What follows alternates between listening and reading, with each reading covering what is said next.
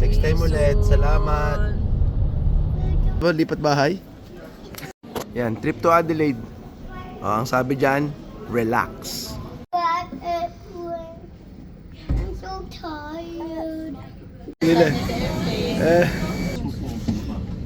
Oxygen will flow easy. Make sure you're Here, out to Australia. Lilipat na tayo.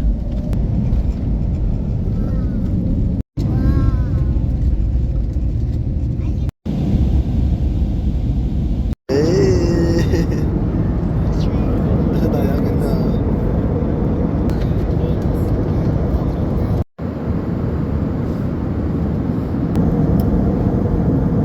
Tulog na si Jacob.